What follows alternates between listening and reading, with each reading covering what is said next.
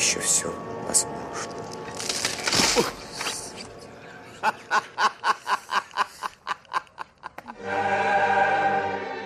Ты просто почему-то убежден, что сам факт твоего существования рядом Все обойдется.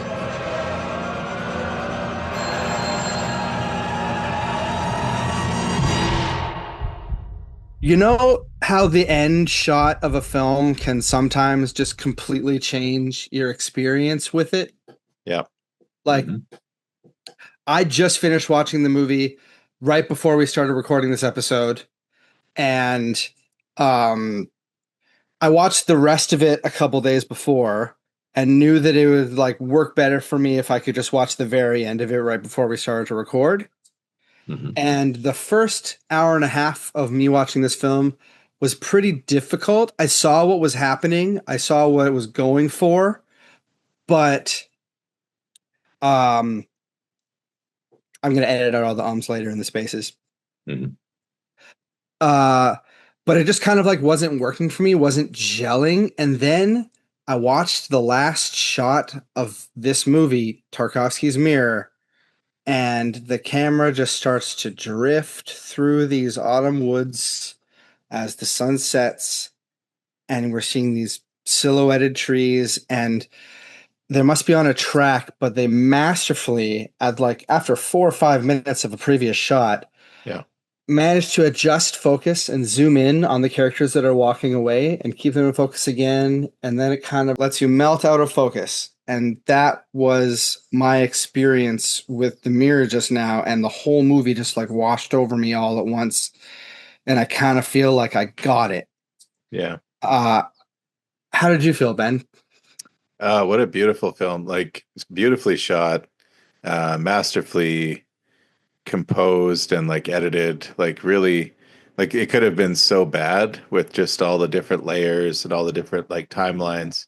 But it had like a magical realism vibe. And like every time the wind blew, it just had that beautiful like waves of like wind blowing through grass and stuff. Like, just a beautiful film, and a really like personal film. Really well shot, really well told, and really like interesting. They used his dad and his poetry for all those scenes in the flashbacks when they were doing like montage scenes. And then his mom played his character's mom later in the film as an older lady. So like deeply personal, really powerful. It reminded me a little bit of like other Russian films we've watched recently, like The Red Snowball Tree and a little like Dersu Uzla.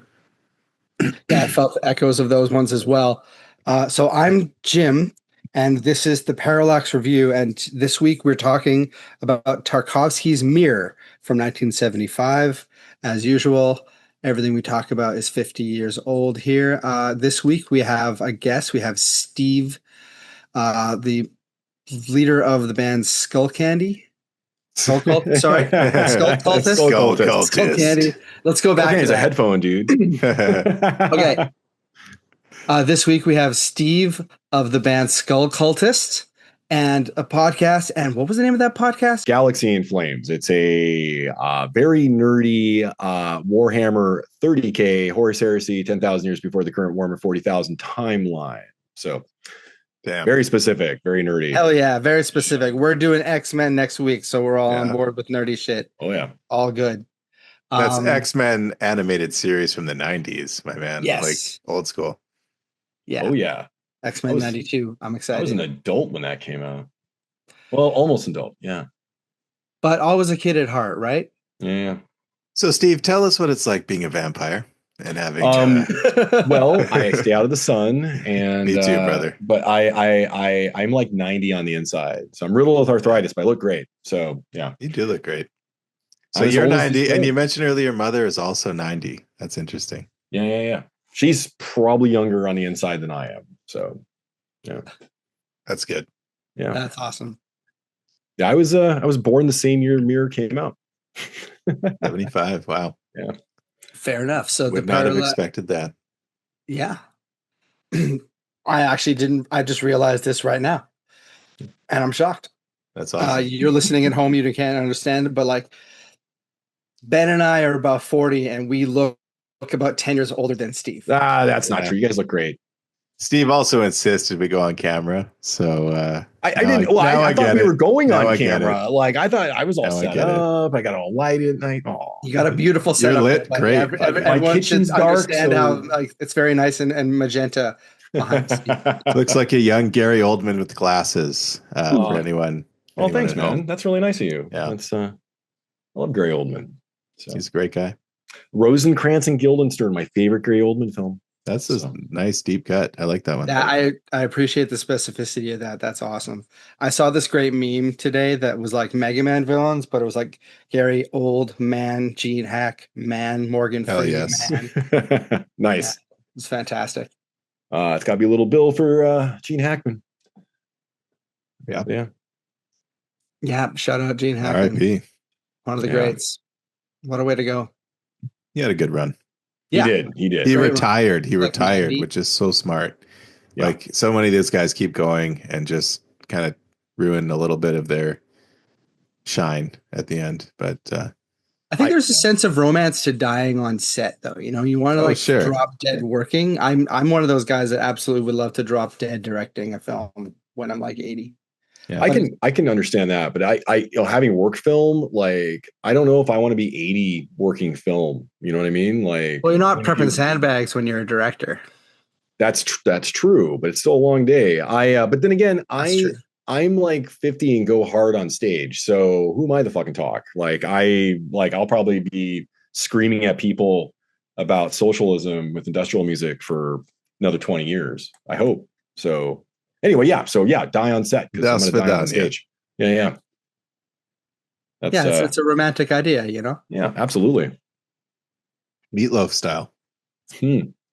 Yes. Just like me. I don't know if he died exactly on stage, but he definitely collapsed a few times and died shortly thereafter. I think it was from like COVID though, not like he was sick with something. Hard. Well, at least he didn't die in an Uwe Boll film. So you know what? 2 out of 3 ain't bad, right? That's right. That's right. You came up with that like a bat out of hell, buddy. Thank you. Yeah.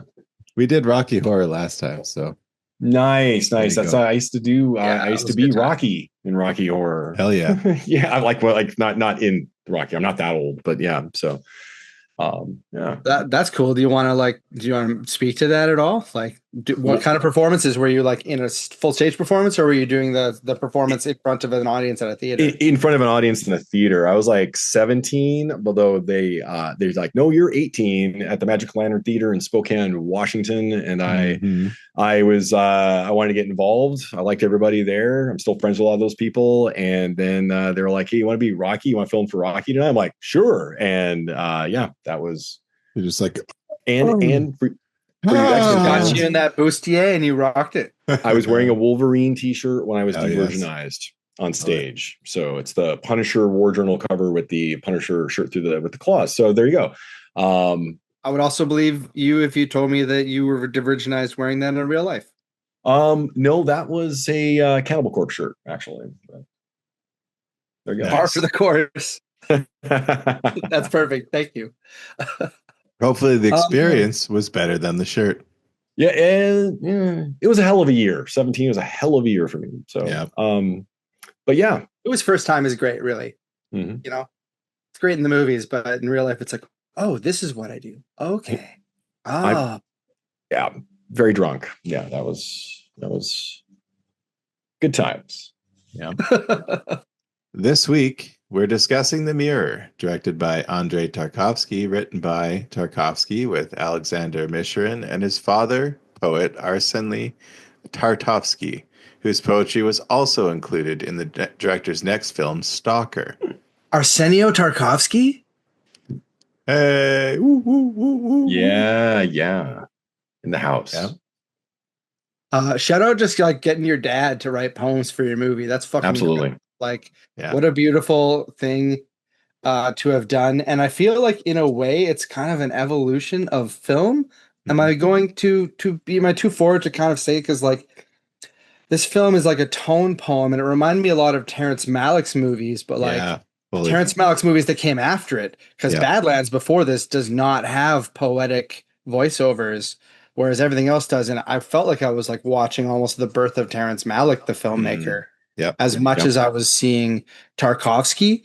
Does that ring true? I mean, they both made a movie called Voyage Through Time, so That's I think interesting. Malick is definitely focused, like is interested in him. Yeah, it's one of his IMAX ones where they contrast like the history of the whole planet with his 70s vacation footage in Cambodia or whatever. I'd also posit that the true love letter to Tarkovsky and being an influence on Malick would be The Thin Red Line. Like, what if Tarkovsky made a full blown war epic? And the opening is so much like Ivan's Childhood, but with an indigenous tribe, and like Jim Caviezel's innocence, the same kind of innocence to kind of cast as Jesus, and then that guy who definitely wasn't actually a secret pedophile himself. So what career Jim Caviezel's had. Anyway, back to the stuff. No, but like Tarkovsky, like he really, really believed in art and believed it as like the epitome of religious sensibility, surrendered to something greater than the self.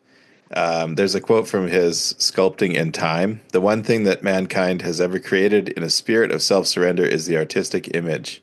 Perhaps the meaning of all human activity lies in artistic consciousness, in the pointless and selfless creative act. Perhaps our capacity to create is evidence that we ourselves were created in the image and likeness of God. And like when you think of it as a very personal film and a spiritual film, and him as a spiritual filmmaker, like he's won multiple awards. He won that award that they give from like the religious groups, whatever, like the Episcopal Award or whatever it's called. Oh yeah, didn't Saved win that award too? Yeah. But no, this guy was like serious about film and filmmaking, and he felt that like films didn't really become art until talking, like until sound was included. He has a great list of his top 10 favorite films out there as well, and only one of them is a silent film, and that was City Lights. So like he was influenced, like he came along at the perfect time in the Soviet Union too, because like before his time, like they weren't allowed to watch like Western stuff, right? So when Khrushchev kind of lifted some of the censorship, kind of unthawed the Soviet Union a little bit, they allowed in all sorts of interesting films. The Khrushchev thaw relaxed Soviet social restrictions.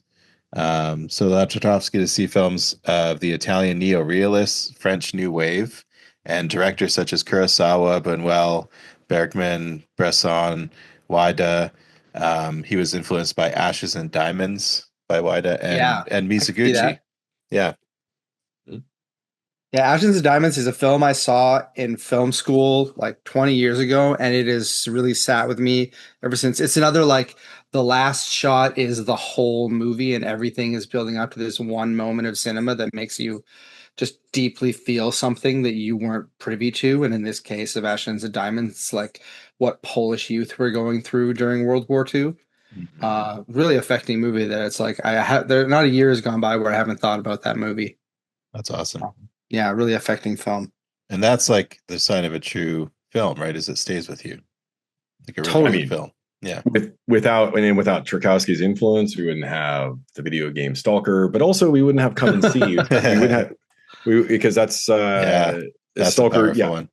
And Come and See is directly influenced by Tarkovsky, and like that's my favorite movie. So I should probably tell people a little bit about myself as a person. But please do, Steve. Take the mic if as a 90-year-old vampire. You have lived, sir. I can even give you all a fun fact. The reason why the Soviet Union really got into the whole doing more films and everything is because of Yugoslavia and how they saw how Yugoslavia's like weird hybrid of like Capito socialism was working really well for them. And so there you go. So thanks, Yugoslavia. Oh, and Yugoslavia has that tradition of amazing movie posters, right? Like if you want to live, look up Yugoslavian movie posters. They are nothing like the movie themselves. Yeah, that's right. They are beautiful. Look up Yugoslavian movie posters and look up the band that directly influenced Laibach. There you go. And then you're on a fucking journey at that point. So enjoy that rabbit hole. Oh yeah. I'm Slovene, so I mean I can't help it. But like so Yeah, Tarkovsky. Like, I still watch Stalker once a year. I love that movie. I didn't really have access to Soviet movies as a kid because I grew up in a NATO family, and you couldn't really just brag at the NCO club or whatever. You know, like my dad, who loved these movies, just you just can't talk about it too much. You lose your security clearance. I mean, you could one time.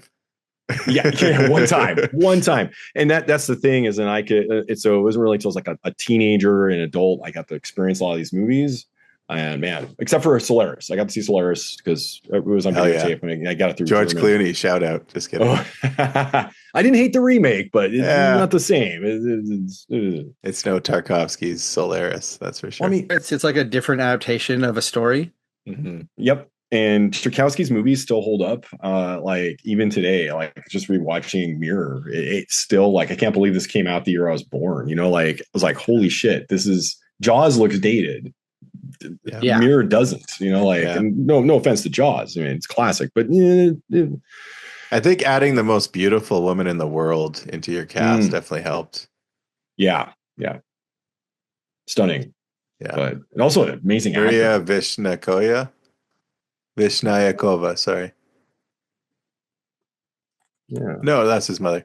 Margarita Tarakova. Yeah. She was stunning. Not wearing any makeup. Yeah, Margarita Tarakova. No. Margarita Tarakova, right? Yeah, she played Alexi's mother and Alexi's ex-wife. Yeah. Yeah, lots of Commedia dell'arte style people filling multiple roles. Mm-hmm. Well, I mean, it's Tarkovsky's wife, I think, appears once or twice. His stepdaughter also appears, like Tarkovsky's wife's daughter from a previous marriage. Right. It perfectly perfectly imperfectly it visualizes memory, right? Like the film is a memory. It's just memories, and it's how people remember things. It's all disjointed. Yeah, it's very stream of consciousness. And also, time is a flat circle. I don't know if you guys know that, but absolutely. Oh yeah, thanks, Russ Cole. Time is a flat circle. So I thought it was really interesting that Tarkovsky said that children are more likely to understand the movie than adults, and I could see at the time because especially like we've seen so many of these movies now, like there's very much like formulaic and structured idea of what a narrative is in 1975, and this is like the antithesis of this, the ultimate anti-plot. That it's moving through time constantly on its own, just like it's going to be before the war, it's going to be after the war, it's going to be during the war, it's going to be all whatever different point of the life that they want to be visiting in that moment to create whatever mood that Tarkovsky wants to be creating. Yep. And it's a thing he started working on like over 10 years ago when he was working on Andrei Rublev, which is I think why there's a poster of Andrei Rublev in the beginning, which is I think like a meta thing. I wonder if that was maybe one of the first times that a director had put their own poster in a film. I haven't seen it in any of the other movies we've watched. And I can't think of it feels like a very 90s thing to have done a lot of, right? Yeah. Like I think Robert Altman's got his own posters in The Player, etc. That's funny. But it's an interestingly like egotistical move by a guy who just seems so incredibly humble and withdrawn. But I guess this movie was his attempt to like really just feel through and work through himself. It took 33 cuts to get the film to this point, and I think it was like getting more and more experimental all the time. Yeah, a lot of that too was due to the Soviet authorities. Like he had been working on the screenplay since '67, essentially called Confession, then White Day, and then A White Day. Not well received by Soviet authorities. They perceived it as elitist. Yeah. And then they placed it in the third category in the Soviet Union, which was like a severely limited distribution. Only allowed it to be shown in third-class cinemas and workers' clubs. Yeah, they only made 73 copies. Exactly. Yep. Filmmakers also received no returns on those third category films. And the filmmakers were in danger of being accused of wasting public funds. So those difficulties are presumed to have made Tarkovsky play with the idea of going abroad and producing a film outside the Soviet film industry. Mm-hmm. And that's what happened with Stalker, right? Like isn't Stalker produced outside of I think it was like Swedish, yeah. And it's like probably one of the most accessible, although personally I think The Sacrifice, his final film, is the most accessible. He did two films outside the Soviet Union. Stalker might have been the last one in the Soviet Union. Oh, I think Nostalgia, right? That was in Italy. Yeah, Nostalgia, and then that's the last one that I haven't seen now. That's There the you only go. one I haven't seen. And Other than Stalker some really weird stuff. had some legs because it was based on a book, Roadside Picnic, as well. So like Right, it had there's an existing fan base. Yeah. yeah. What do you guys think about that rumor that Tarkovsky and a few of the people from the cast and crew died of cancer because of the locations on Stalker? Did you hear about that? It's possible. He did die super young, right? Like 56 or something Yeah. tragic. What, Tchaikovsky? Yeah. Yeah, He yeah. died in He died in the late 86. 80s. Yeah. Yeah, he's in his 86. 50s. Oh, so there was like his 3 father or outlived 4 him then. people. That's sad. Yeah, there's 3 or 4 people that passed away. 54. They're only 4 years older than me. There you go. So yeah. Wow. Stay away from the place where they shot Stalker, I guess. Yeah, I mean, it could be that, and also just cancers. I mean, he did die the year Chernobyl happened. Anyway, but like John Wayne and a whole bunch of people on, I think, the Genghis Khan movie Genghis all Khan, died of cancer from it too, except for Eli Wallach, who survived everything. Yeah. All right. So like Mirror is a very interesting film in that it is, as we've mentioned, it's thoughts, it's emotions, and it's memories of Alexei. And he is a Soviet poet, and he's also a child, and he's a 40-year-old. That's because it is 3 time frames. You've got pre-war, right around 1935, World War II in the 1940s, and the post-war, which is from the 60s to 70s. It's all from Alexei's perspective, although you never really see adult Alexei. You just see like his arm and a few other things, maybe his body. And so like as it reveals, and it, like Tchaikovsky said, it's what a person thinks, how he thinks, and what he thinks about. So, and it's collecting a man's memories, and it, quote, builds up a graphic and clearly defined picture of him without needing to show the man himself. So the memories speak for the man. He structured a series of memories, and he said that the episodes, the narrator remembers at an extreme amount of crisis, cause him pain up until the last minute, and fill him with sorrow and anxiety. It's I wouldn't call it a happy film. That's yeah, it's like a laugh riot. Like you should be in the comedy or musical category. You're gonna love it. It's for kids, just like come and see. I mean, this is a movie that I think a kid might be able to drift into. Absolutely. It's like a gifted kid could probably get it and vibe with it more than even a gifted teenager, you know? Well, that's the thing is like, I think a kid could really resonate with this film because it is vibes. This film is just 100% vibes. Pure vibes. Yeah. And it's a tone poem. It's a tone poem. Yeah, exactly. So the film structure, it's discontinuous, it's non-chronological, lacks a conventional plot, as mentioned. And it combines incidents and dreams and memories and newsreel footage, which I found really cool. Mm-hmm. And of course, his father's poems and voiceover. So, which are really cool poems, by the way. They could seriously be goth lyrics. They are fantastic. Yeah, I've like a little bit more profound than some of the stuff that would show up in like more recent Maliks. Like, yeah. The great ones really like, Tree of Life and Thin Red Line. Yeah. And, Days of Heaven. Those have really great poetic ones, but sometimes it just seems like music for its own sake. And here it's just so focused. Mm-hmm. I really like, even though it was in Russian and I was reading the translation on YouTube. Mm-hmm. By the way, this movie is for free on YouTube. So yeah, that's correct. We're giving it away, but you can also pause and watch it on YouTube and then come right back. And it's a beautifully restored cut. Like it looks like it was awesome. Made yesterday. It's amazing. So yeah. Mosfilm. What's that? Mosfilm. Yeah. Mm-hmm. Yeah. Respect to Mosfilm for restoring so much of its history so well and giving it away for free.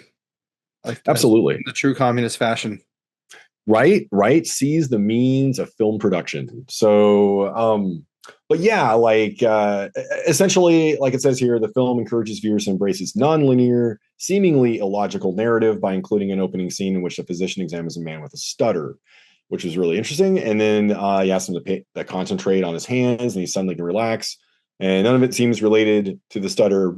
And then eventually the therapy releases the patient's mind. And when she says, which is a great scene, I can talk. Before what is known over there as the Great Patriotic War. So for all of you World War II mundanes, it's World War II, where the Soviet Union was invaded. The Great Patriotic War. What do they call World War One?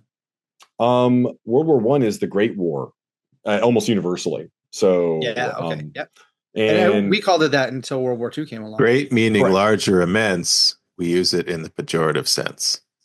Yep. To quote The Simpsons. The modern version would be pejorative in parenthesis behind it, or /S. Yeah. Although fun fact, World War predates World War II. The term it was in the 20s and 30s. So but people weren't calling it World War One; they were calling it the World War, right? Right, but a writer did call it World War One back then because they knew another war was coming. Yeah, well, That's funny. man. Like it was like they knew another great war would come at some point, and yeah, by the 30s you could see it coming. It was like very, very obvious to historians. wow. This is why historians drink, dude. So they should have just called this new movie Superman 1 then. Anyway, like so she lives out in the country in what is called a dacha or dacha, like a country residence, and like what we would call the cottage. I was cottage, cottages. A peasant cottage. Yeah, she's poor, obviously. I mean, the kids' heads are shaved. It's not a vacation home. It's just where they live. No, I mean, I've seen some movies about military families that are staying at dachas, and like one would assume that like a major's family would be higher up in social status, even if they're not, notably higher up in financial status. Right. Dachas is like a catch-all term for a seasonal or year-round second home. Often in the exurbs of post-Soviet countries, including Russia. That's a cottage or a shack. We're sponsored by HGTV, folks. Yeah, think hacienda or something like that. Yeah, hacienda is yes, that is a better term. I think they just changed their name to. I just want hacienda to be in my life normally. I just want to say that every day. Right. HGTV recently did change their name to Home. Oh yeah, I always thought it was Home. No, fuck gardens. Fuck gardens, man. It's Nobody has home? a garden anymore. But where are you going to put all the bodies? Home. I mean, come on, gardens are useful. In home. That's the only reason that people would have gardens these days is just to hide bodies. Typical vampire. You should have seen what we found. Exactly. You should have seen what we found in our garden in Germany. We found like a jawbone, an old helmet. Basically, where I lived is where everyone pushed through is the Aachen corridor. Sounds like you lived in a real zone of interest, my friend. Oh, nice. I lived in the wooden shoe wearing bumpkin part of Germany on the Dutch border. So nice. But like it's the Dutch border now, but back then it was still the Dutch border. But I mean, everyone speaks basically Old Dutch around there anyway. Yeah. I'm Dutch, and I can empathize with your insinuation here that like the part of Germany is the part that's near the Netherlands. Like fuck. Does Germany really have borders? Yeah, we have to. I think Germany's borders were like heavily defined by treaties many times. It was a line in the Pacific Ocean. It was Germany on one side, Japan on the other. And then the UN un-Nazi'd the world, and that's how we got to today's idiocracy, folks. Sure. And it wasn't at all a great race for capitalistic aggression against another capitalistic aggressor. Oh, it was a great race, all right. Hey, but hey, military industrial complex. Right. So right. Military industrial congressional complex is the original term. And we always forget about the congressional part these days. It's actually very sad. Right, we forget about the congressional part, but that was the original quote. And the irony that the person that said it was one of the main generals of the Allies in World War II. So it's kind of good old Ike Eisenhower. Yeah, that's right, Eisenhower. He also liked to dress like a lady, folks, but that's okay. Why we fight right now? Yeah, that's why we fight. Like that. Let's talk about why we fight. Yeah, like Eisenhower seemed like a pretty decent president for a Republican as far just like in the girl scope. And now that I've said this, I bet that there's some horrible travesties that he also committed, and I don't mean to condone those. But just like, compared to the shitheads that followed. Oh, absolutely. He was probably the last good Republican president. And I say good loosely. I'm not a big fan of almost any president, but like good. Eisenhower. Obama was a pretty good Republican president. Sense. Yes. But Eisenhower is the reason why we have "In God We Trust" on our coins back in the States. So, et cetera. And why we have God under God in the Pledge of Allegiance, which is part of our American brainwashing technique to make sure we grow up to be good capitalist imperialists. Didn't he let the FBI happen too? Like he set up the FBI? I think I think J. Edgar Hoover was really the FBI dude, and that predates Eisenhower by quite a few years. Eisenhower became president after Truman. So what, 51, 52? 52. I think it was So he became 53 president 53. I think it was 53 to 60, wasn't he? Yeah, January 53. He's elected in JFK 52. would have taken Yeah, office you're in right. January 61. Yeah, because it was Eisenhower did 2 terms, and so during the Korean War, which still goes on today. Anyway, which is where we get capitalists running pig dogs from, that the Chinese folks back then. Should I continue with this? Please. Okay, sorry. So we're getting sidetracked. I like this format better than what we've been doing, and we should do more like this. Keep going. Well, I mean, like, I'll do the high notes because I really want people to see this. Like, no, and I mean, in the synopsis on Wikipedia is a very, very detailed synopsis, which I really appreciate. It's kind of like it's just looking at trees when we want to talk about a forest. Correct. Yeah, that's really good, Jim. I like that. That's so there's a scene at the beginning of the film which I really liked. It's this doctor shows up and he just starts rambling at Alexi's mother because he takes a turn down the road and he's just like, she's like, oh, you want to go the other way? And he just starts talking about stuff. It's actually, especially in a modern context, extremely creepy. See, I had doctor in quotes because I feel like he was like just pretending to be a doctor. Like he's like, do you have like a screwdriver that I can open my bag with? I forgot my keys. yeah. And she's like, I don't have any nails. Like, I have a husband. Go away. Like, no, you don't. No, you don't. I can see you're not wearing a ring. I know you're not. Yeah, right. It's like, oh, then people aren't really wearing rings very much these days anymore. Blah blah blah. And I'm like, he just had creeper vibes. Well performed, by the way. I'm like, wow, what a great little scene. Yeah, you knew you weren't supposed to trust that guy immediately just on vibes. Well, and in sales, it's like you just keep talking. And, if there's ever a lull in the conversation, they might walk away. So just keep talking. He's just selling something, this guy.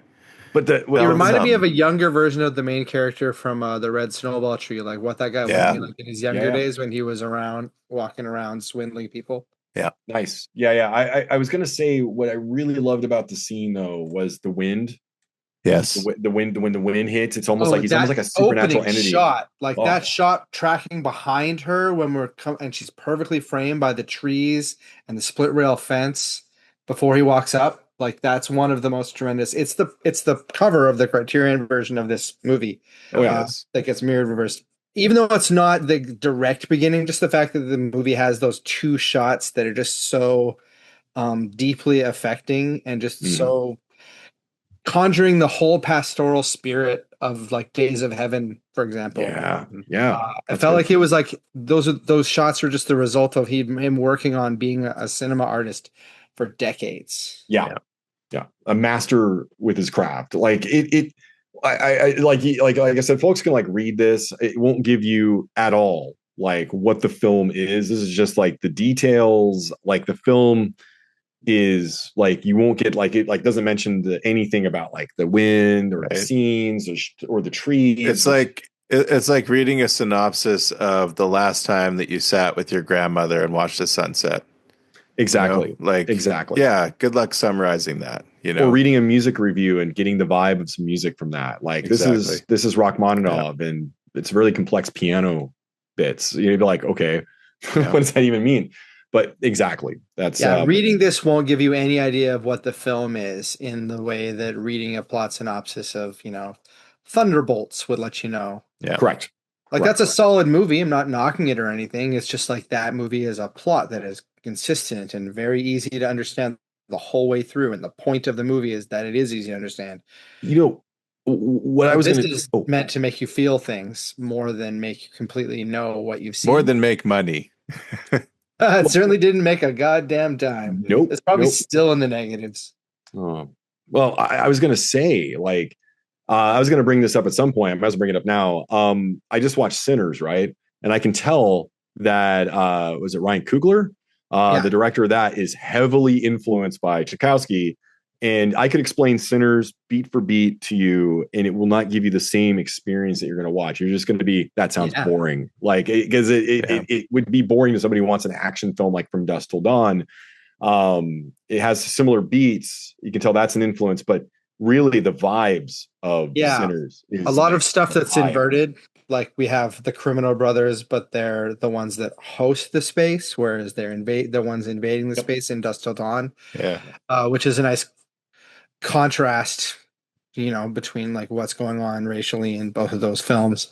But yeah, you could not describe that scene in the middle where he sings and the vampires hear him in text in an adequate way. I'm not even going to describe any of that. Like, if you've seen the movie, you know what I'm talking about, and if you don't, go see it. You know, it's hard out here for a vamp. Yeah, that's right. That's right. It is. It is. Take my word for it. I was gonna say also, I ask anyone who watches Sinners at the end of the film, ask yourself this question: are the vampires evil or the bad guys necessarily? Spoken like a true vampire, my friend. They are. I think we've blown something wide open here tonight, folks. Yeah, but like my partner and I watched it, and we kind of. I mean, we know that they're we're rooting for the quote unquote good guys, in stuff like that. But really, it's the KKK are the really bad guys, and the vampires just seem to be existing in some kind of communal Borg-like collective. I don't want to give too much away. Are the vampires using the truth to be manipulative and to, Sure. Correct.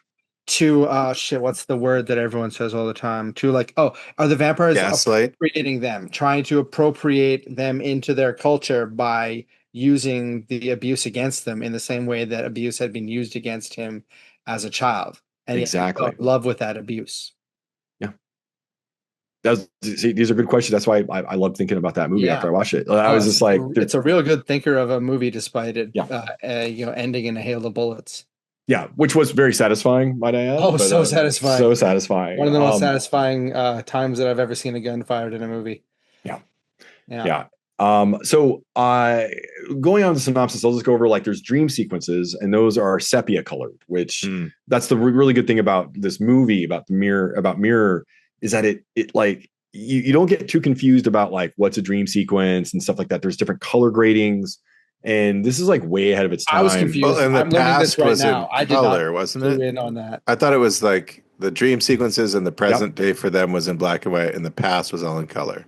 Yeah, the past is very color, and the present day, 1960s and 1970s, post-war, has a more gritty, grim kind of vibe going on in the lighting and everything like that. So it's subtle in some cases, but it's wow, no one was doing this at that time that I know of.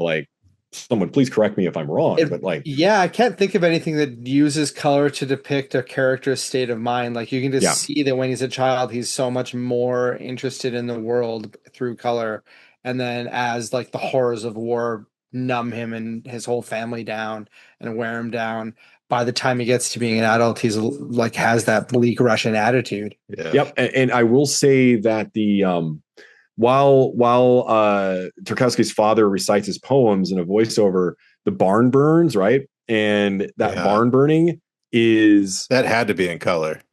It had to be as good in black. Absolutely. But the thing is, incredible looking.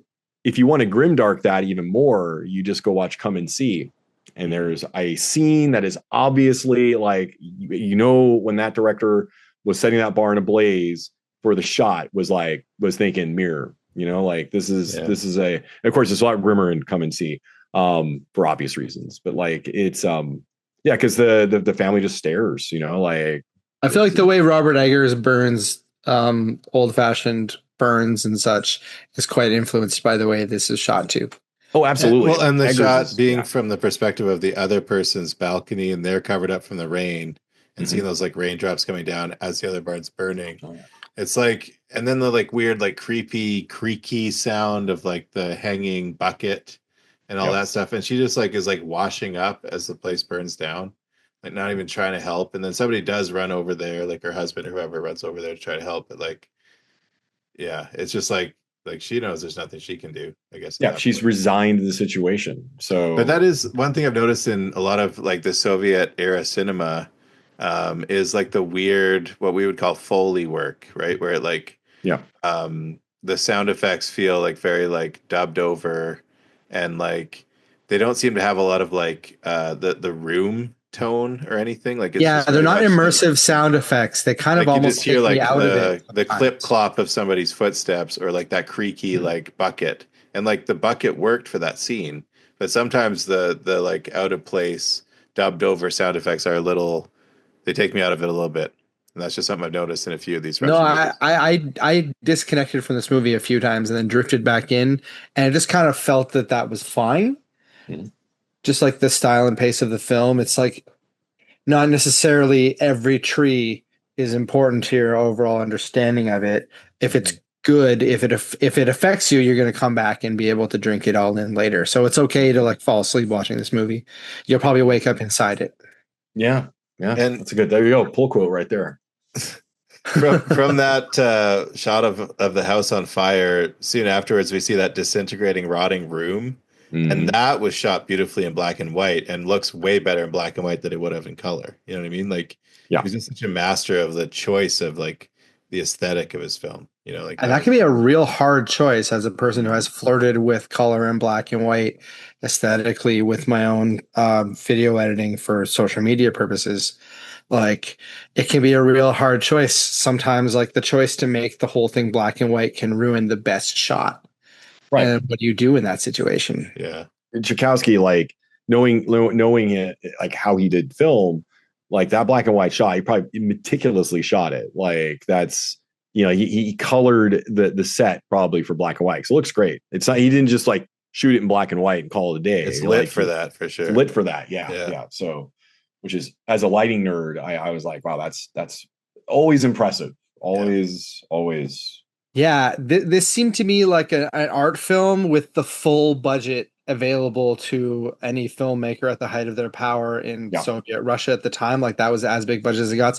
Like to get the fields to blow with the wind, he had two helicopters ignite on his command and start spinning their blades. I was wondering how he did that. Yeah, just like it's an incredible amount of resources to be able to put into something, especially in the 70s when helicopters were new.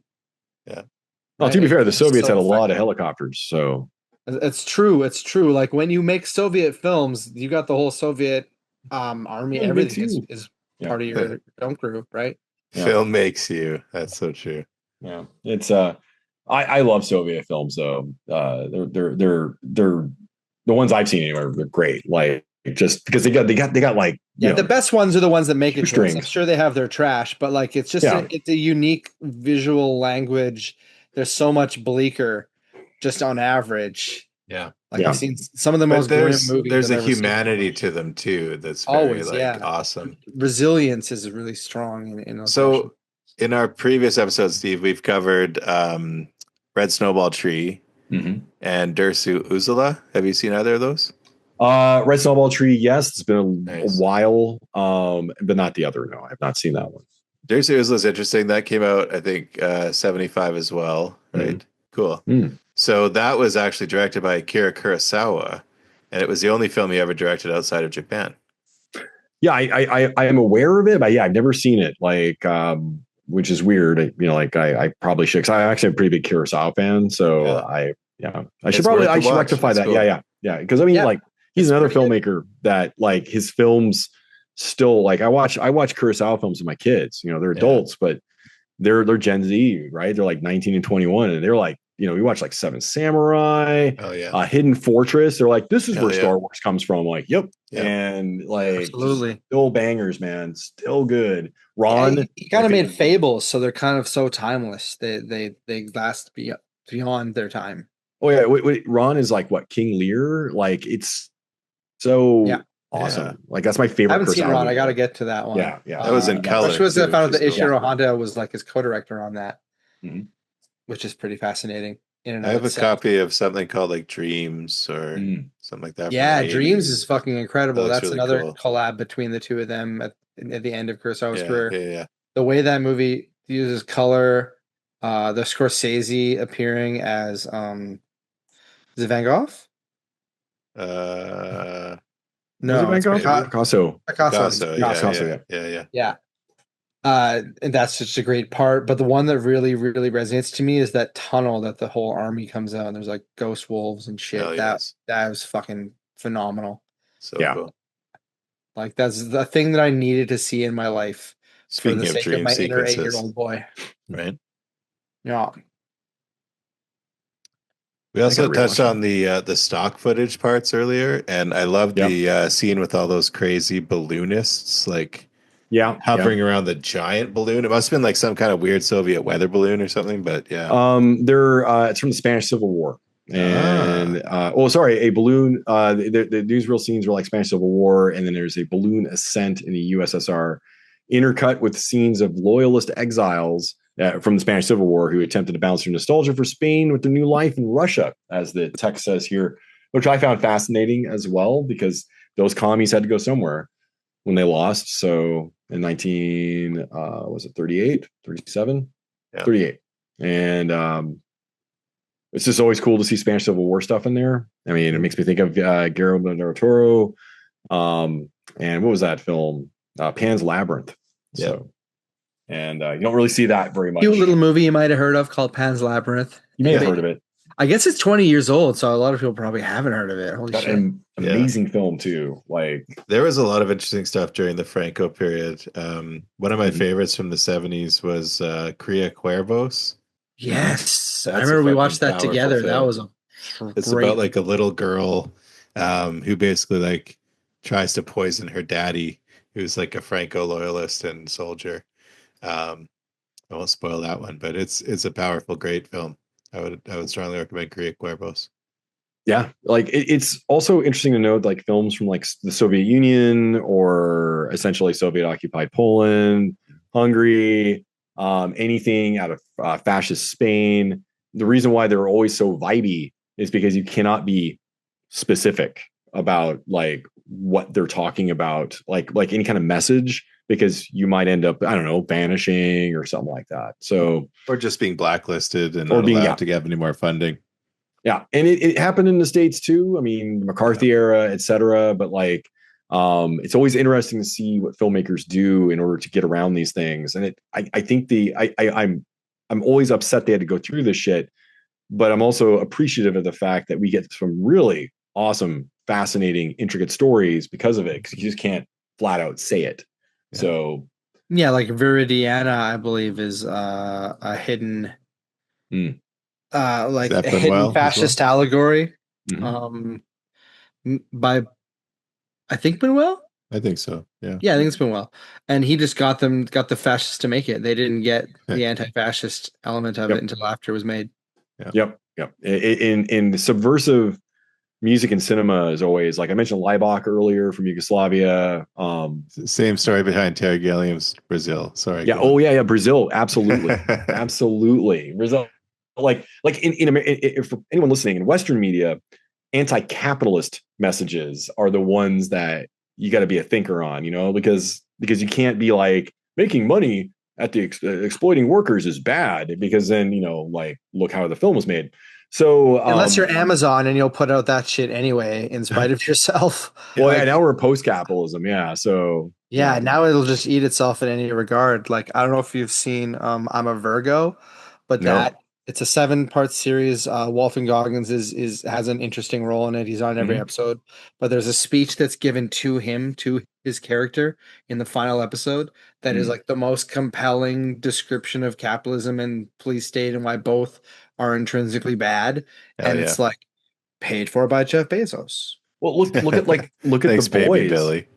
Look at the boys. The boys, that show is openly mocks Amazon, and they're just like, cool, we get ratings. Like Seth Rogen has demonized Amazon a lot. Like in the studio, they also talk shit about Amazon so much, and I think Amazon's just like cool with it. Yeah, which is it's a big company. Yeah, it's a big company, and it's there. People are watching it. It's like, like this anti-capitalist message is great. Anyway, here's my subscription fee. Like, as long as they're buying toilet paper at extremely low prices, that's all that matters to Jeff Bezos. I'm literally in a band that has a t-shirt that says in big letters on the back, "Seize the means," and I'm an Amazon subscriber. So what kind of hypocrite am I, right? Like it's a guy that's got fucking bills to pay, my friend. Yeah, buddy. But yeah, like it's like we're all caught. So we're all caught in some like Orwellian nightmare. Yeah, exactly. Praxis. It's but it is what it is. And so the people living in these fascist or Soviet, which I wouldn't call a true representation of socialism, personally, but like it's more like totalitarian. No, they didn't quite get there. No. Yeah, it's almost like never got past the vanguard stage of communism, and they kind of just basically became fascism in a way, I suppose. This could be argued for hours, so I'll just stop there. That's why Trotsky thought that you needed to do the whole world communism thing, right? It needed to keep going perpetually all worldwide to work. You can't just like capitalism works right now, right? It has to be worldwide for it to work now. But it's like a horseshoe, right? Like the fascists and the communists all the way come almost to the same spot, but just all the way from the other angle, Like, it always ends in plutocracy, my friend, like an oligarchy, like plutocracy and oligarchy. At some point, people get in charge and then they just enrich themselves. That's just how it goes. I just saw, I read a headline anyway and saw like the first part of an article that says something about like how the tenets of communism and like the process of becoming a communist place attracts like egotistical kind of sociopathic people that just like take advantage of the message and like the means, but then they just like make it like a cult of personality. And it's like basically every communist country turned out to be that, they all end up being like Pol Pot and fucking Fidel Castro and like all these people that maybe did some good things, but were ultimately not great people because they were just so obsessed with themselves. Exactly. And look at democracies, right? Like republics, if you will. And the same thing happens. Somebody rises to the top, and that's like try to explain to a space alien that after they discover all our terms and our language, that the United States isn't imperialistic and isn't an oligarchy / plutocracy, like how that we treat our politicians down there like they're royalty, like they're aristocrats, and everyone is at the top. It always ends up this way. And in a communist society, everyone's a communist except for the leaders, right? Like they're no different than the leaders of another country, like broadly speaking, of course. But Animal Farm, right? Where like some people are more equal than others. Well, everyone thinks Animal Farm is a critique of specifically socialism, and that is, even Orwell himself would have said, is a very elementary school version of that. It's a condemnation of societal class structure. The only war is class war, and this is it. But at the end of the class war, it starts all over again. It just recycles, the same pattern repeats. And that, I believe, was the I might have written a paper in university on Animal Farm. But like it's one of my favorite books, but it's really like every time you read it, like as a kid, as a teenager, as an adult, it will, as your life experiences, sort of like this movie, The Mirror, like as your life experiences grow, you can appreciate different things about the movie and the messages that Tarkovsky is trying, like ultimately I see the message of Mirror being the acceptance of death, like just accepting your life. And because it's biographical, right? So it's all about like just like you can just watch the movie and be like, yep, that was a movie. Or you can go totally fucking full on Inception and try to figure out like all the different plot threads and what it means and the messages, and maybe you're right, maybe you're wrong. I don't think it in this case matters. Like it's about what you vibe out of it. As far as a full synopsis, just watch the movie. So like, yeah. And if it's not too late, go watch at least one more Sunset with your grandparents. Absolutely. Whichever ones you have left, and enjoy it and think about it and take a couple selfies, but also be in the moment and be off your phone. Because those memories are precious. And this film reminds me of that. You're right, Ben. Like I'll be doing this with my parents on Saturday, actually. So, they're getting to the end, man. Like, yeah. The dad's declining, dementia, and we were talking about like we should just go for a little walk and with my sons, and we'll watch the sun set or whatever. Like we will be there that late, but like we will go enjoy something, because it's and after rewatching this, it that really hits. It's my family just all went to Tofino together and had like a family vacation with my brother's family and his kids and my parents. It's the first time we'd all gone together as a family, and like and several times me and mom just walked off somewhere and just watched the sunset together, and I'm so grateful for those times and experiences. and carve out that time. Make the time. Yeah, because you can I only guess my big takeaway. Yeah, you can only cherish your memories as you have them, because one day you won't be able to cherish anything. So, because you'll be dead. And so live in that moment as long as you can. Because all we are is dust in the wind. If you're poor and get some cremated, cleric will be looking at your skull. There's the final sequence of the film. The storylines all intersect, and then Alexi's on his deathbed, and he reminisces about the mistakes, and he releases a small bird, which is an amazing scene. And it's like a really long ending sequence. You don't realize it's the ending sequence until you get to that last shot, which you started this cast with. But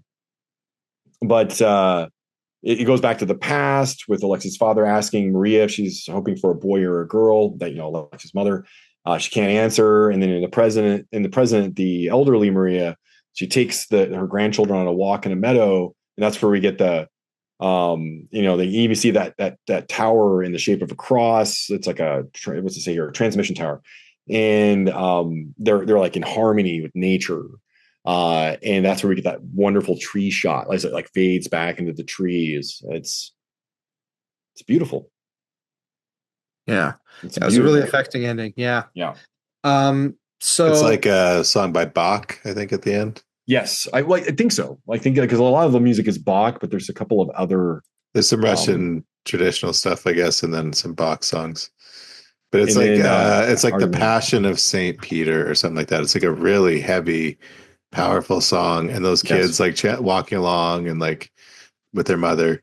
The best sort of like way of, I think, summarizing this scene that I've seen was just like when he's holding the little bird in his hand. It's like the third time we see a bird in the movie. Yeah.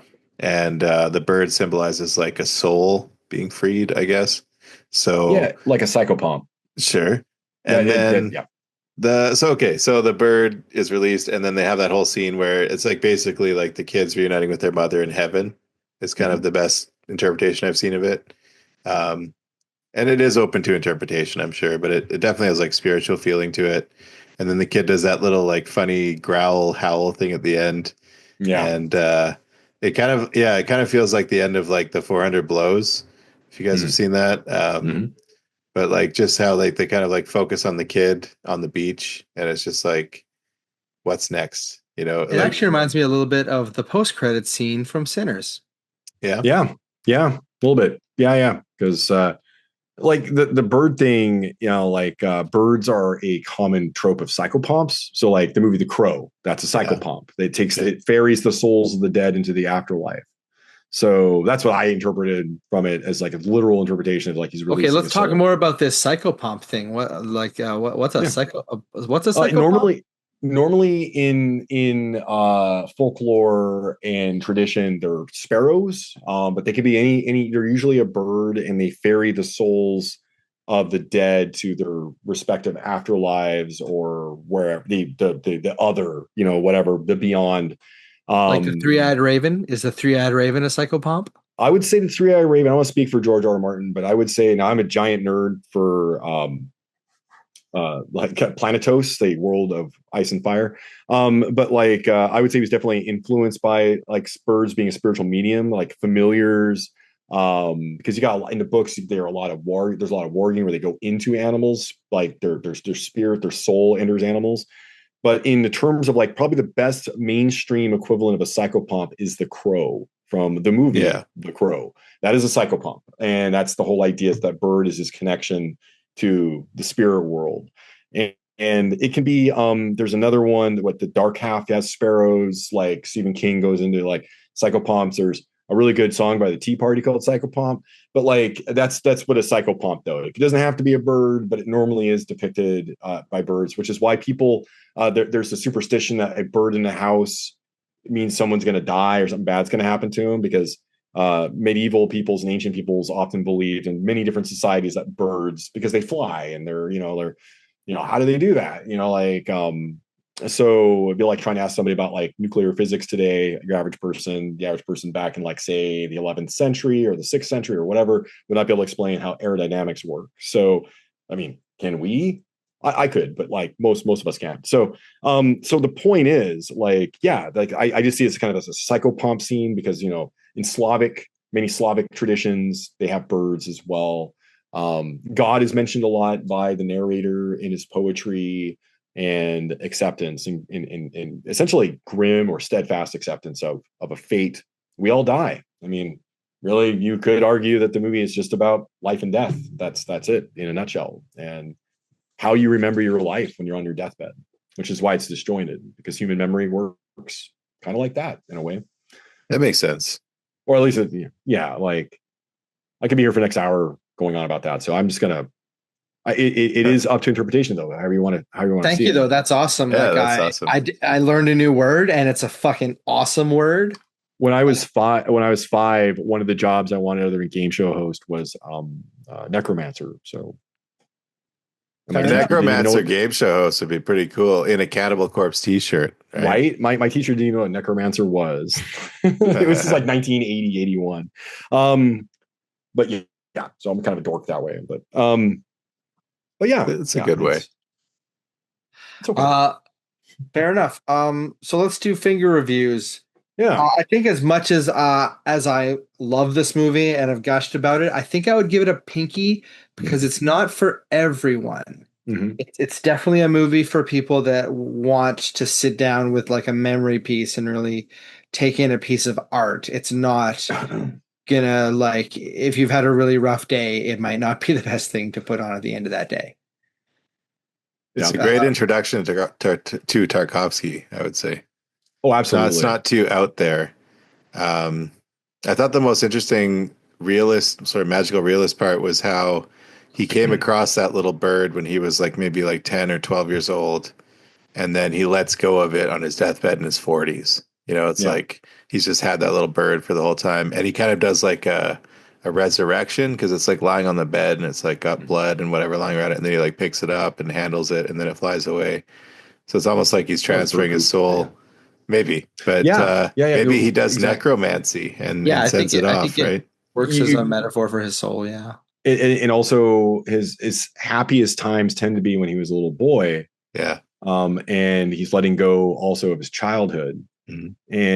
And I think with a lot of older folks, like just talking to my parents, they tend to start thinking about like the good times, but when you're a child, right? Like because you don't have all this horrible shit happening, all these complex, ridiculous human complexities. Yeah, it's the reason so many people think that the good old days were better is because when they were a kid, they just didn't know what the complex stuff was. Was happening around them. Mm-hmm. Exactly. Yeah, it's yeah, I mean, like that's the best thing about it. It can be interpreted, and basically, like, I don't think there's any wrong interpretation of it. That's the beauty of it. It's, I think you can objectively say it's life and death, and in memory, but then how that is interpreted, how you want to perceive that, is really up to you because it's all feelings and vibes, and you that's why personally I would call it a ring finger. I would marry this movie. I love it. But I would agree with Jim though. For most people, it's a pinky. Like you should see it. It's sort of like come and see. It's my favorite movie, but like that can traumatize people seriously. Like I don't recommend it for everybody. Because you will be affected by it. Or like Man Bites Dog or something like that. You know, like these are my favorite films, and they're all ring fingers to me. But like to other people, it'd be like, fuck this movie. So you know. Yeah. I do think if I was to recommend any Tarkovsky movie as an intro, I do think I would start with Sacrifice, just because I think it is the most accessible, as the most like, it's his last film.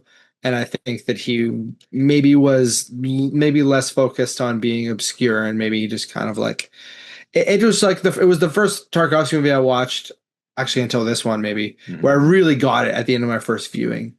So maybe this is one of the other great ones, come to think about it. It took me a little bit. It took me watching Stalker and Solaris again to really like love those movies. Yeah. Yeah, this feels like a movie you can revisit like probably in every decade of your life and get something more out of it. Out of it. Yeah. And I agree with you, Jim. I think I would put a pinky on it just because it's a great movie. You can wear nice jewelry on your pinky. I'm just saying. Nice. But anyway, no, it's not for everybody. not enough, action, excitement. There's a lot of long shots. I admittedly fell asleep at one point, even though I watched during the day. I had popcorn, I had coffee. I still fell asleep for a little bit. Yeah, I did have to But do it in 2 sitting. I got back to it. It was great. I'm better for seeing it. It reminded me a lot of, or I guess I could say the newer Terrence Malick films reminded me a lot of this. It also reminded me a little bit of Ikaru by Akira Kurosawa. I don't know if anyone's seen that. It's about a guy towards the end of his life. He's got like stomach cancer, and he's just wants to do one last project to help the community, but otherwise he's been kind of like an asshole, sort of bureaucrat his whole life. He's like, I just want to build this little park before I die. And the closing shot of that, another powerful, excellent closing shot. If you're looking for a good one, Ikiru, probably the best Kurosawa film in my opinion, at least from like the human, beautiful ones, and not the like historical, exciting ones. I'm inclined to agree with you in terms of like affecting like his come and see, like that would be it's like come and feel, Yeah, come and feel. Come and feel. Yeah. I was going to say if anybody listening is, obviously film nerds, but I would say if you're really into music, Mirror to me is like if Cocteau Twins and the band Coil had a baby and it was put to film. It is nice. Affecting, dark, sad, shoegazy. But also, I remember Coil did the original Hellraiser soundtrack that was rejected by the studio, and it was quite affecting. If you watch Hellraiser 2 with that soundtrack, it's a completely different movie. So like, yeah, that's how it feels to me. It's like these. Don't be a pinhead. Check out Hellraiser 2. That's right. Oh, that's right. On Hellraiser 2, Leviathan. Kind of a Clive Barker fan. I know that's shocking. I mean, you guys are like, what? No way. What's in the box? What's in the box? What's in the box? The Midnight Meat Train. 7 is, of course, one of my favorite movies as well. So good call. That's see, I'm not that complicated. Yeah. I also like romantic comedy sometimes. Is your favorite romantic comedy Wild at Heart? I was going to say it's Testament, but favorite romantic comedy, shit. Not The Void. That's not really romantic comedy, though. It does seem like that to me. Yeah, Groundhog Day. There you go. That's a romantic comedy that I really enjoy watching over and over again. Yeah, like it's. I also really like Palm Springs. That was good. Doubling up on the romantic comedy aspect of that. Yeah, that was a fantastic movie. Yeah, totally good call. Good cut. Word. Okay, so Steve, who would you get to remake this? Like, who would you love to see make their own version of Mirror, looking back at their own life? I actually did not think about this question. I knew about it. I didn't want to think about it until the moment, so I could just go into it raw.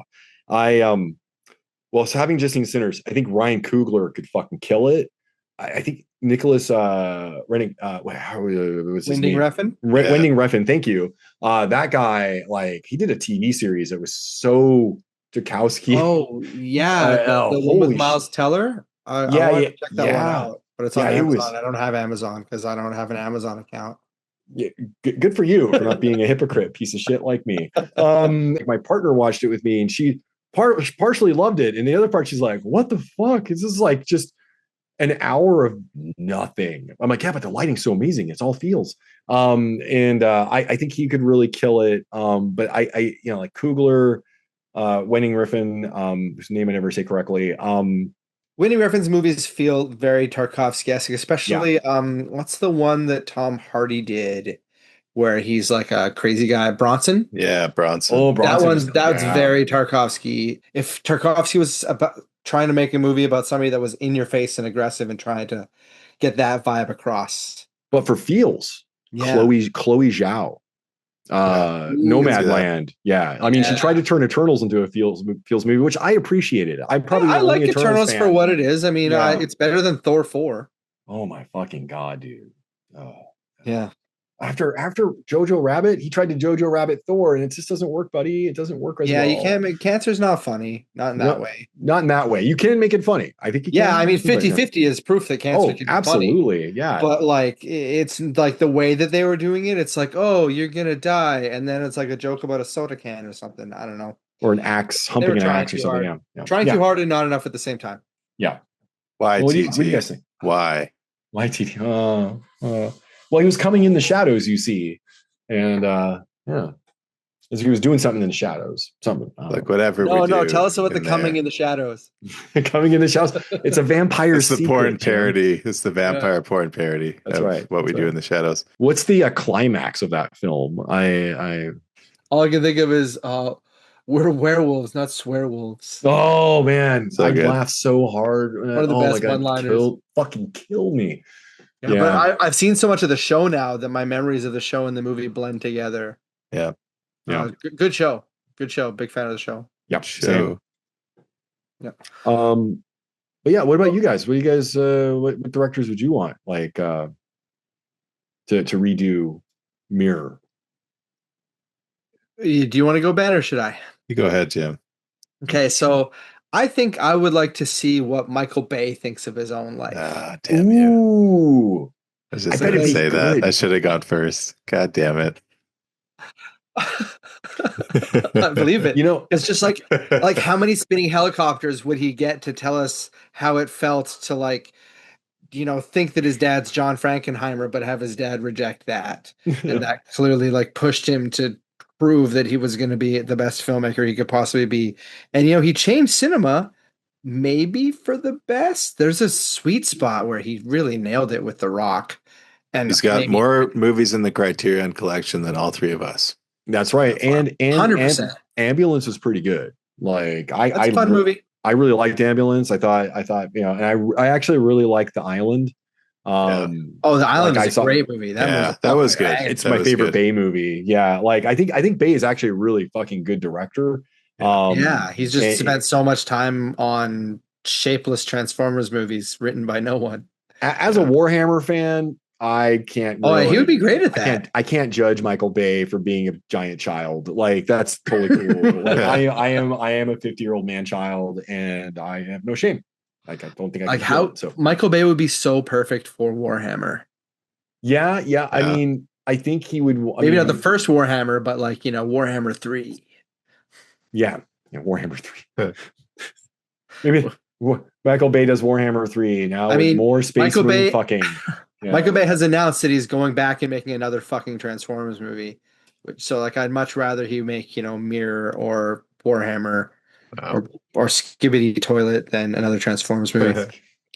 Well, aren't a couple of those Transformers movies basically Skibbity Toilet? I mean, let's be honest, like they're as someone who grew up, I saw they played a showing on the base in the theater of Transformers the movie.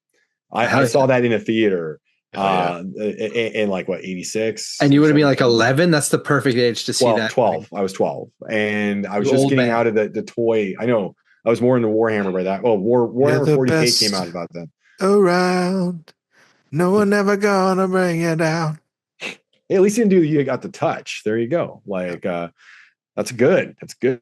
You got the power though. Yeah, you got the power. You got the touch. I think a lot of people my age don't especially dudes who like Transformers, did not realize how fucking stupid they were. Kind of like Star Wars is kind of stupid. I love Star Wars showed too. that movie to my bestie, and it was just this is barely better than the Bay movies, and not even one.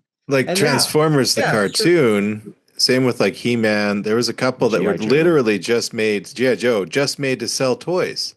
That was the purpose because they lifted of the them. restrictions. Yeah. That was the purpose. That's because Reagan lifted the restrictions. Yeah. Ronald Reagan, God bless him, gave us G.I. Joe, the animated series. That's right. G.I. Joe is there. I mean, it does have to be said, though, that J. Michael Straczynski got his start working on the He-Man show and then made the first novel for television, Babylon 5. Yeah. And he also wrote the Ghostbusters thing. He's an important writer, and he started off on He-Man. Yeah. Call of Cthulhu is like one of the best cartoon episodes ever to grace television. Like, Yeah, it's why most kids from the 80s know of it at all. Like, you're not going to be exposed to H.P. Lovecraft, by your teacher. Yeah, Stephen King's the other one. My dad read like Weird Tales and shit because my dad was born in like mid-30s. So when he was a teenager, he read like Tales Lovecraft reprints and stuff. Oh man, Tales from the Crypt. I grew up in those comics, the show. That's a perfect. I've been show. watching the show lately. It is so much fun.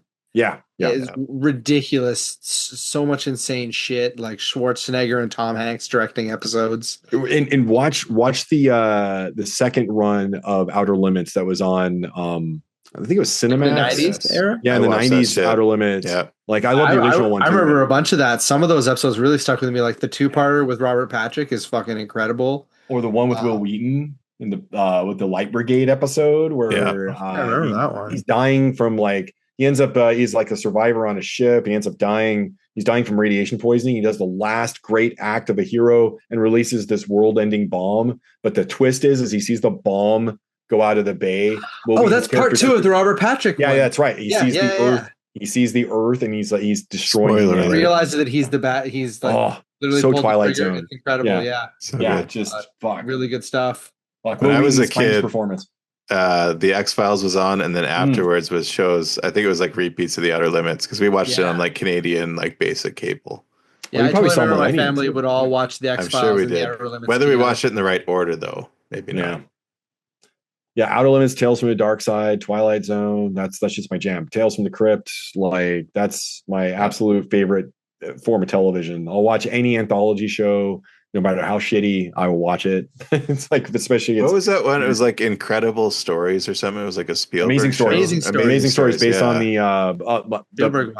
my dad used to read the magazine Amazing Stories back when it was and coming out in the first run. That's awesome. Yeah. Well, yeah, it was around for a while, but like, yeah. So in like the 50s and I lucked out. My dad's a massive like fucking nerd. So awesome. Like OG, like, I'm reading Conan stories at like 6 kind of guy. You probably saw the original Batman and Superman runs too. If you saw that. Oh yeah. Like the OOGG. That's like awesome. He's golden age.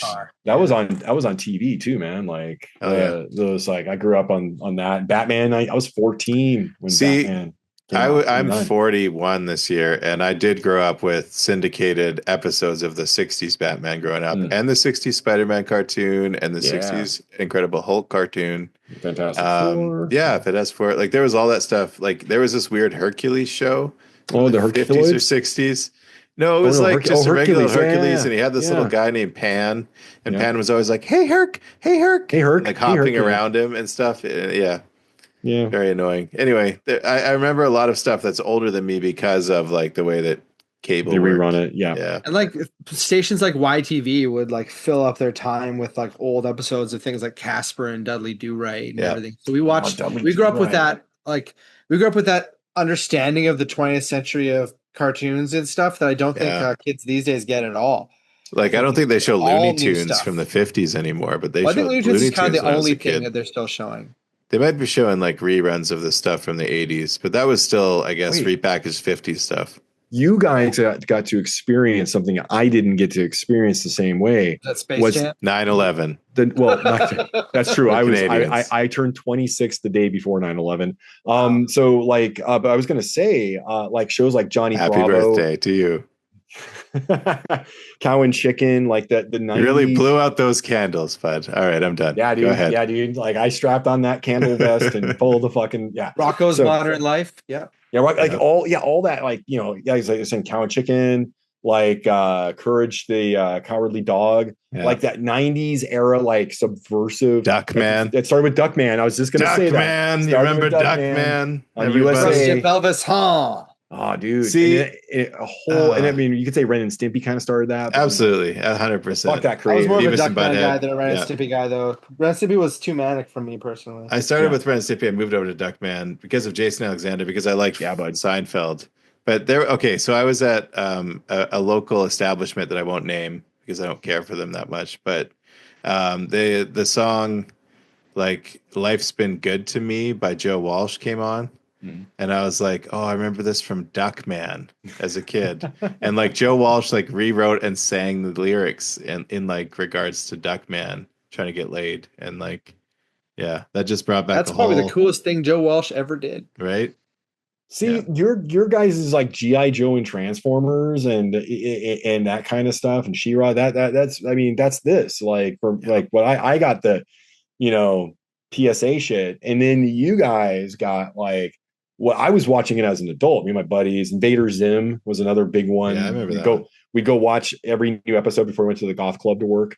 Like that was like we'd all get together, all the workers, and we'd be like watch Invader Zim. And we're all like in mid-20s, like mid to late 20s. Watching Invader Zim. Well, yeah, I mean, we had to go work around drunk people, but okay, yeah, we were club workers, right? But like we always watched Invader Zim and Family Guy was another big one. Because it was like Animaniacs. That was a great show. Oh fuck yeah, Animaniacs, dude. And the revival wasn't that bad actually. Which one? Like the revival, like they brought it back on Hulu in 2021 or something, and it was like viciously anti-Trump, which was pretty awesome.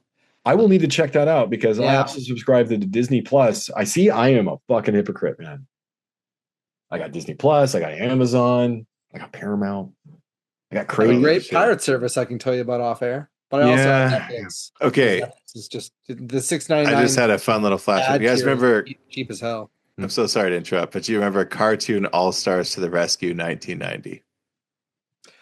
Is that the one where the kid is doing drugs and it's a big anti-drug PSA and there's like the Ninja Turtles like and the Smurfs? Everybody teams up the Care Bears. I don't think I watched. I was like 15, man, and 1990. very busy at that. You would have been in the "I'm too cool for this" moment of your life. That brief. No, I this isn't a brag, but I about 15, I was going to university, so like I was like I had a lot of shit. I was like playing football. I was a safety on the varsity team, and I had university courses and high school and Warhammer. I didn't watch a lot of TV from about like 14, 15. I just moved back to Germany. And throw the link into our chat. Yeah, I'll have to check it out because there's a few years there where I missed a lot of spectacular. Yeah.